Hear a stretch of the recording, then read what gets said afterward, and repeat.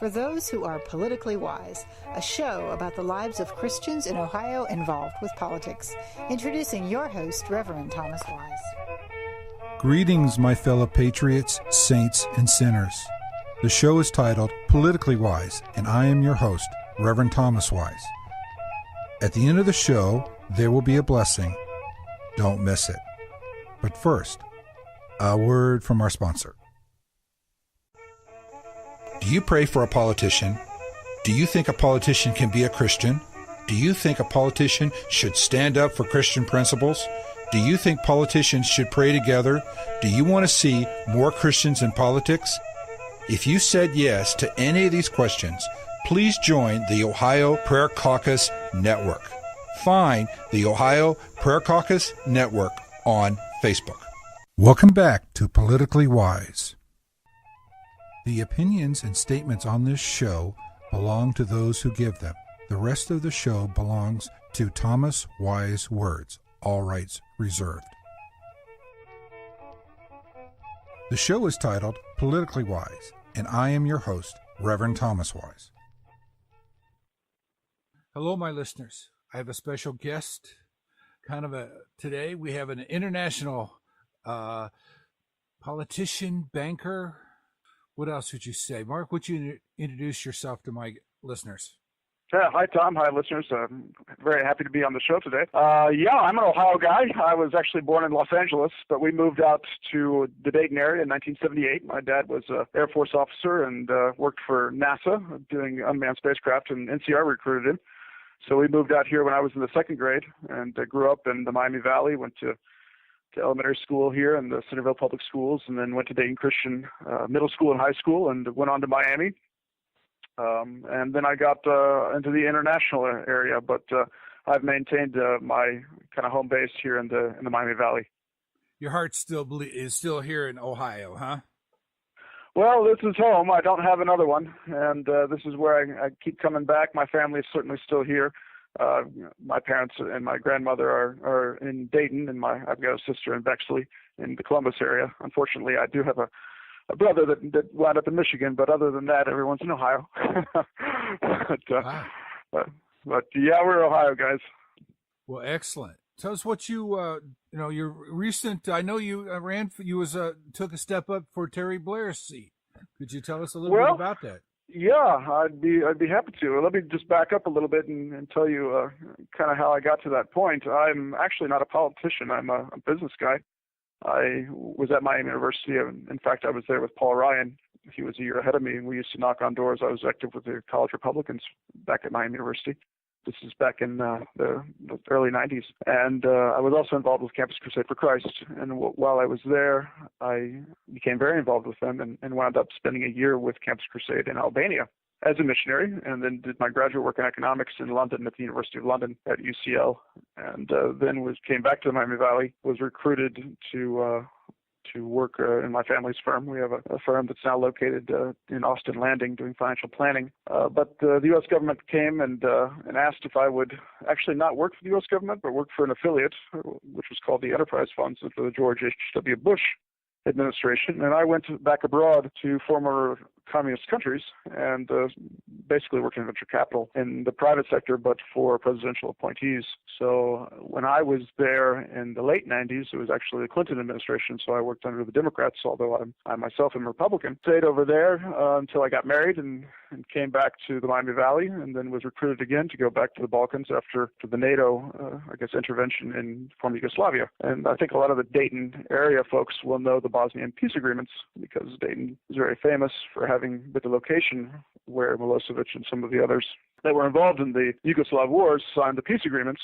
And I went in to Montenegro and to Serbia and was asked to restart their banking system. So I went into Montenegro and we started a bank from scratch, and I was the CFO and later the CEO of that bank, and we spent 8 years there. Also was involved with starting a bank up in Serbia. And while I was there, I tended to work very closely alongside the U.S. government, the U.S. embassy that was established there probably about 10 years ago in Montenegro, and got involved with the U.S. Chamber of Commerce as a volunteer, founded that there in in Montenegro. And once we sold our bank, we wound up back down in Albania, where I'd been years before. My wife is American, but she's ethnically Greek from southern Albania. So my kids need to speak a couple of languages to get along with all the relatives, including Greek and English and Albanian. So we've kind of been splitting our time between the U.S. and different parts of the world. And as I do that, I get involved with, I guess, politics of various stripes and shades. And but when I'm back here in the U.S., I've been quite active with the Republicans and was down with the Romney-Ryan campaign and the Tampa convention and got involved there. Came back. In fact, it got my businesses kind of in order to help them out should they have been successful. But when it didn't work out, I just continued on with my private sector businesses. But I've always kept my sort of finger in the political arena in the sense that if I could be of help, I was interested to be available. It was, I guess it was probably back in January when I met Terry, who I didn't know him well, certainly others. That'd be Terry Blair. Terry Blair, correct.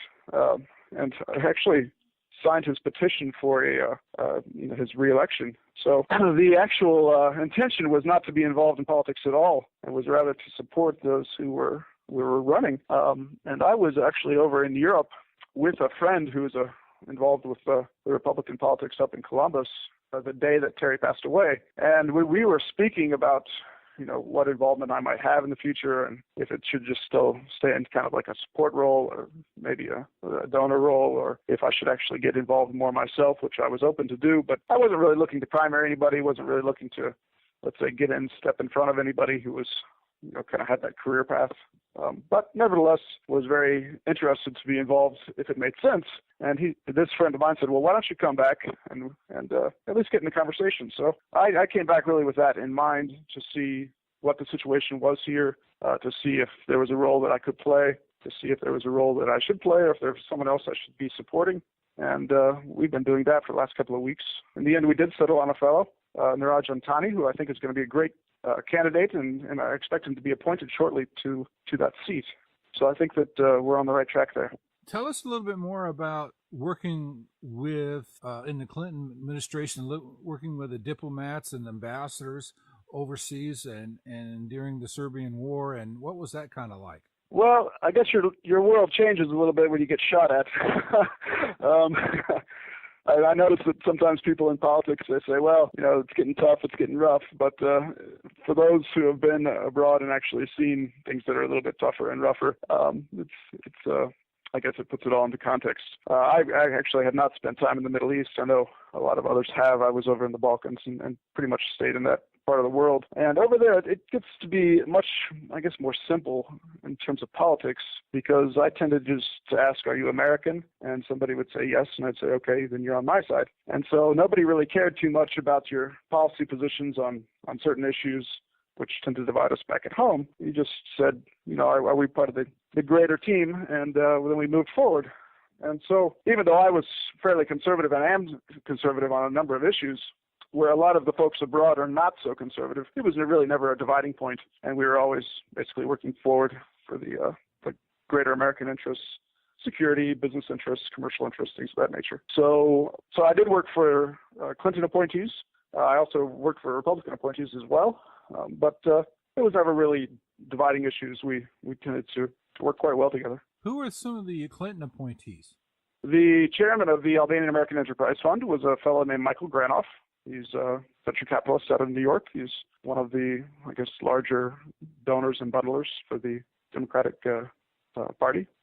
And he's a friend of the Clintons, and I think he's also friends with John Kerry, who was on the transition team. I think he's one of the president's bundlers as well. And he's been very successful in leading the Enterprise Fund. You said you worked with some of the Republican appointees? Yes, I have.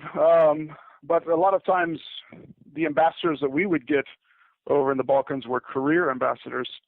I think traditionally maybe 70 or 80% of ambassadors that are appointed are those that are coming through the State Department. So they're really professionals in the sense that they may have some political views, but they tend to keep them more private and just promote themselves as American diplomats. Mm-hmm. And you get let's say 20 or 30% of political appointees, but they don't usually get sent to the part of the world that I'm in.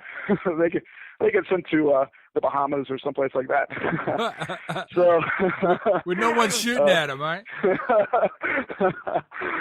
Well, now the Balkans are actually quite different than when I first went there in the 90s, because most of the countries are on the path to EU accession. In fact, Croatia recently joined the EU. Albania has recently been named a candidate to the EU.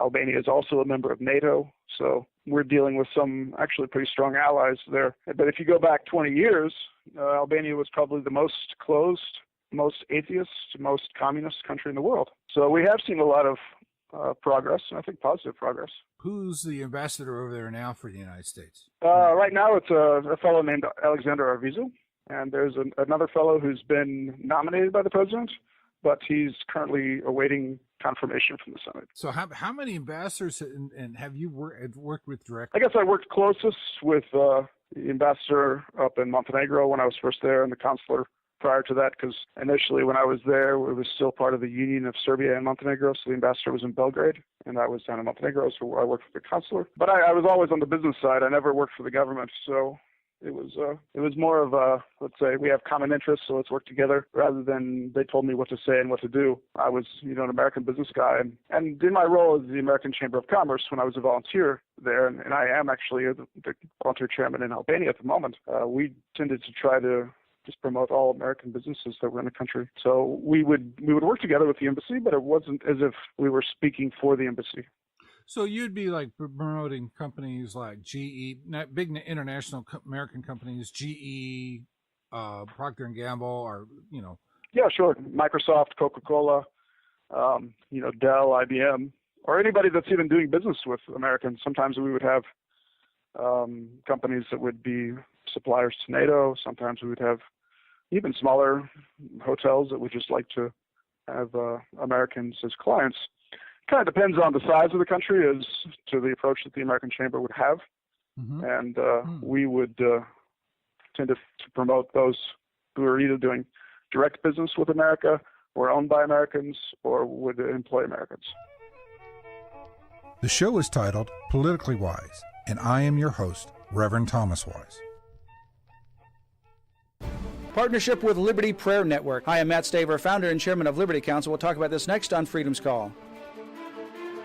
An intercessory prayer ministry has now officially merged with Liberty Council and brought to life the Liberty Prayer Network. Through prayer, we will intercede for the United States, biblically based public policy, and champions of life, liberty, and the family. While praying for our nation, we remain committed to standing with Israel and partnering with those from other nations who uphold religious freedom, the sanctity of human life, and the family. We are enlisting prayer patriots to take a stand in their home states, lifting high the torch of liberty and calling others to worship God and to pray for His blessings. If you would like to join the Liberty Prayer Network, call us today at 1-800-671-1776.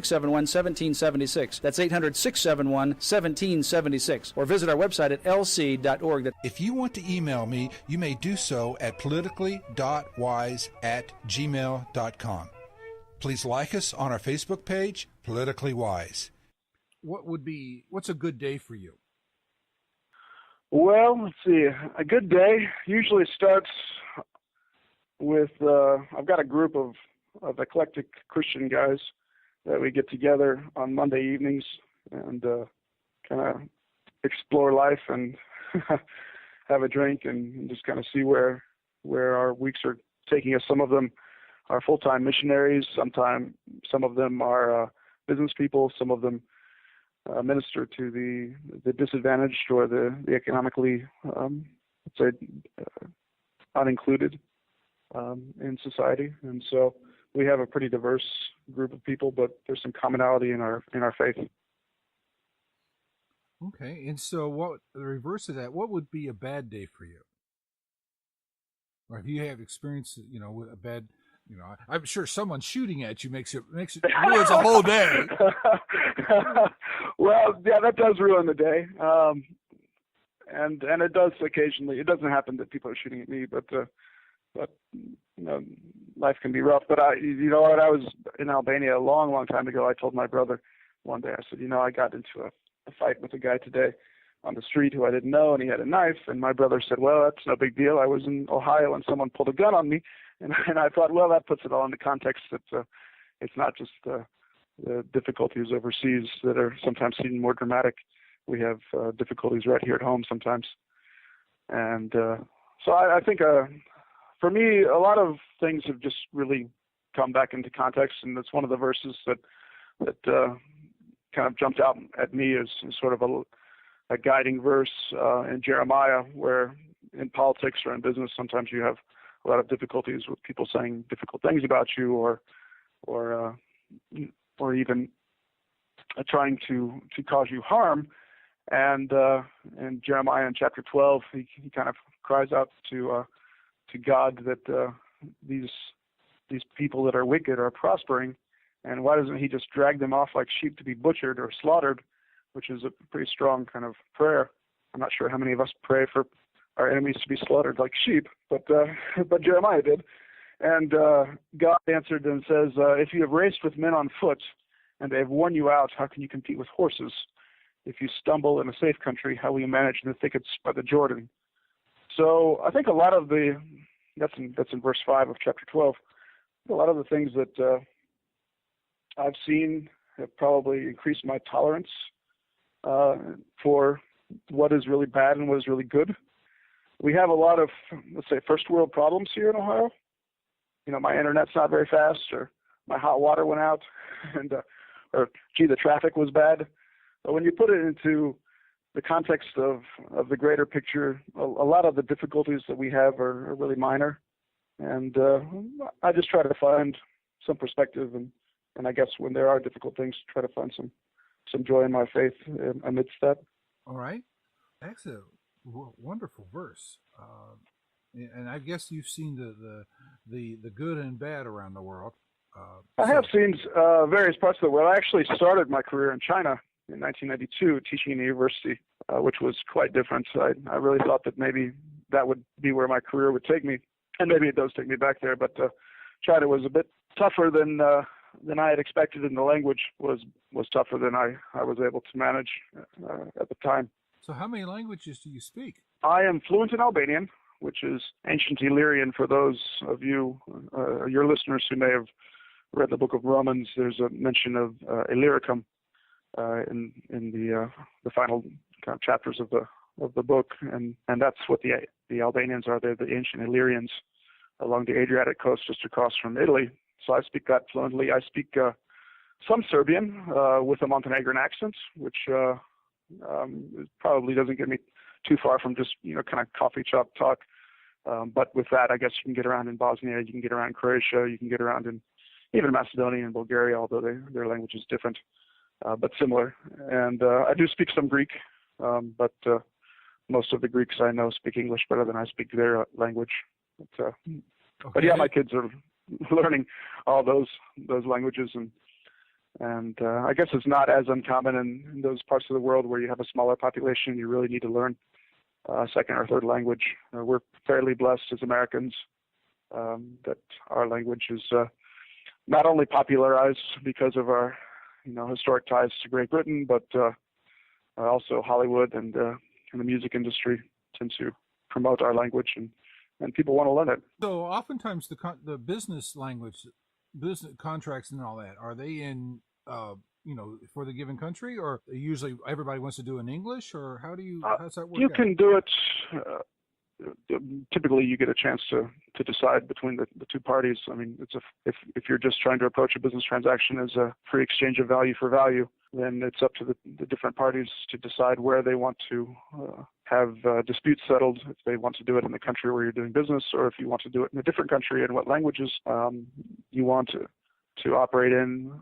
Typically, if it's going to be a legal document that's enforceable in the local country, then it will have to have some local language component to the contract as well. But it just depends on the country as to the flexibility that they offer. But English is, of course, the language of business around the world. It makes it a little bit easier for us Americans. But we see that even now. When I grew up, I guess the rest of the world seemed very far away. And now you just look in Moraine, and the Chinese have come and bought the old GM plant. So when I went to China in 1992, now they're coming here and buying our businesses, and I hope adding value and also creating employment. So the world is now a global place. We can't really pretend that it's not, because they're right next door to us. Yeah, that is very true. They're very true. Most Americans only speak one language, and it's They don't oftentimes do that very well. Well, America is an exceptional place, and it's reinforced because people want to come here. It's not that many Americans that are dying to run away and get into other countries, or at least lining up at the border, as we might see the inverse, where a number of people are lining up to get into our country. So we do have an exceptional country. I have seen other parts of the world which are not exceptional, but that exceptionalism is really reinforced because people are trying to get here any way possible. It's a great testimony to what our forefathers have done, but we need to continue to kind of carry that on. Your father's name, it's Mike Crawford. And that's right. Yes. You guys, your family went to Fairhaven Church? Yes, we've been involved with Fairhaven really since we moved here in 1978. So we were at the old building, the smaller building on Marshall, and now we're in the newer building, which is I guess I used to crawl around in my high school or maybe junior high years as they were building it, and now it's fairly big. So there's probably more people there that I don't know than I do, but yeah, we're Fairhaven folks. And you grew up in that household, and you're always talking business. When did your dad get involved with the money? It's a money management fund, right? Yeah, he did get involved with that when I was in high school. He had a friend from church who was involved in financial planning, so he decided to become a certified financial planner. And I guess he instilled in me just a sense that you can try new things. He's an electrical engineer, was in the Air Force, did quite diverse things from building unmanned spacecraft to building computers with NCR to creating wealth management portfolios and creating new companies. So I've picked up a bit of that entrepreneurial bug. You can't be afraid of failure. I think that's one of the things that I'm not afraid of. And I fail regularly, but I don't usually view it as a positive or negative. Even with my involvement with politics, I tend to view it as more, is there an opportunity? Can I meet that opportunity at this point in time, at this point in my life? And if the answer is no, then I don't tend to view that as a negative thing. That just means that there's something else that I'm better suited for, or there's maybe another person that's better suited for that particular position, and in that case, I'm actually very happy to support other people to do well. Mm-hmm.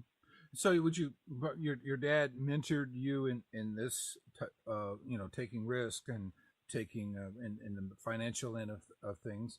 Who else has been a mentor for you?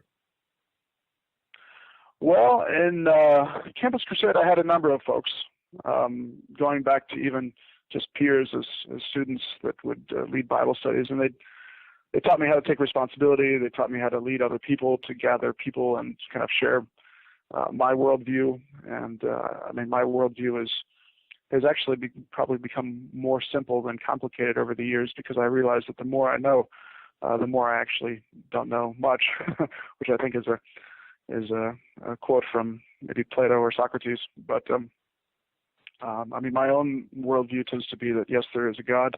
Yes, that man is sinful in the sense that he doesn't live up to an absolute perfection. That Christ died and rose again, and there's salvation by grace through faith. And I have a lot of other views about Christianity and the world and the way things might be better, but I might be wrong on a number of those, and I'm happy to kind of push forward and explore those issues with other people who may think differently than me. And that extends to political issues as well. And I think that that's something that I don't know that my dad was my mentor in that, but at least he put me on that path. A lot of what I've done has been not only here in the Miami Valley, but around the world. So I don't know that his experience directly carried over to some of the things I was doing around the world. But to have a strong base of your faith, because sometimes the world gets turned upside down, and sometimes things don't work out. So kind of where's your true north on your compass when things get spun around, and that certainly was something that my family helped instill in me. Mm-hmm. I had some other business friends who were venture capitalists from Orange County, California, and some other places around the world, New York, that I'd certainly learned from. And now it's basically kind of a peer group that I have that kind of keep me in check and give me advice. We've been talking here for a while. Is there anything I have not have not asked you that you wanted to some issues that you wanted to get out or talk about. Well, somebody asked me the other day. They said, "Well, how did you pick this path in life, or how would I do something similar?" And I think if you looked at my career path or life path as if it was like footprints in the sand or in the snow, you'd see that sometimes I ran really fast, and sometimes I jumped in a completely different direction, and sometimes I stopped and just stood there for a while. And I don't know that my life has been or will be something that's exactly planned, although I'm the type of person that likes to plan. But I tend to push towards opportunities, and when they don't materialize, I push again in different directions. But I've also seen that there's a good precedent for people in the Bible to sometimes just sit and wait. And so I think for me, one of the biggest things that has helped me is to not be afraid of failure, to learn from mistakes, to be willing to support other people, and to be willing to take advice. And those things have kind of taken me in the path that I'm currently on, and we'll see where it leads in the future. So right now, that path is you're going to go back overseas for not right Well, away, I'm actually going to Chicago because I'm an advisor to the Republican National Committee. I'm actually very involved at the national level of the Republican Party, and I'm a country chair for the Republicans overseas. So we're going in and we're helping the National Committee create a platform that makes sense for international taxation, Americans abroad. There's about 6 to 7 million Americans abroad at any one time during the year, and those are not the military; those are just civilians. So that would be kind of a mid-sized state if they were all lumped together. And so we're trying to look out for those Americans. We're also trying to give some feedback because we do have a different perspective about some of our foreign policy and some of our security issues, because our group extends from really London to Hong Kong. And so we have a pretty diverse view of the way our country can be involved productively overseas. And I'll be in Chicago helping with that. Then I'll be in Washington, D.C. with the American Chamber of Commerce. And then we'll kind of see where the rest of the year kind of winds up. But yes, I will be doing some business in Europe in August. So I'll be back there late August. So I hope you safe travels. It's the world is getting more and more scary every day. Well, it is scary, but maybe it's always been scary. I think we deal with unique times, but when you look back in history, there's been some pretty dramatic, dark times as well. But we've just been able to overcome those, so we've created new ones. But I'm enjoying being part of the process. How can people pray for you? Well, I think that sometimes, I think in life and in politics, when you're doing something that's unique, that I think that I am doing, it's important to have people around you that can give you advice and to hold you accountable. Sometimes I notice folks who are in politics, and I do deal with politicians at various levels. I deal with some prime ministers in Europe. I've dealt with some royalty, and I've dealt, of course, with senior officials here in the United States. And when you reach a level, you just don't always, it doesn't seem like anyway, that you always relate to other peers that you might have normally had in church. And so it's important to be able to have those peers to help keep you accountable, that can ask you the difficult questions, that can really support you. Because when you get into politics or business, sometimes the conversation turns to what can this person offer you, or maybe they're held up on a pedestal. And so I think it's important for politicians to be held up in prayer so that they can find some kind of accountability, either through their church or through some other kind of peer organization.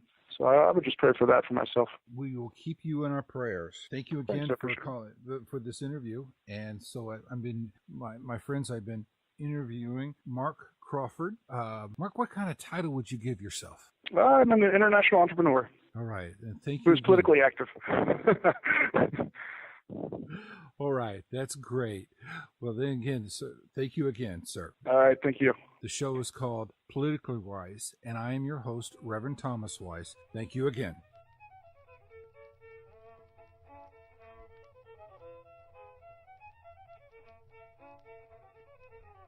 Thank you for listening today. If you want to email me, you may do so at politically.wise@gmail.com. Please like us on our Facebook page, Politically Wise. Now, here's your blessing.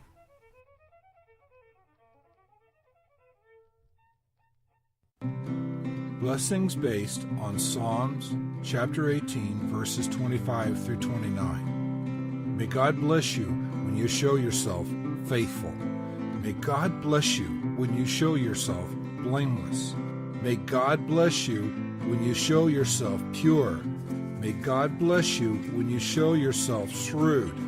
May God bless you and turn your darkness into His light.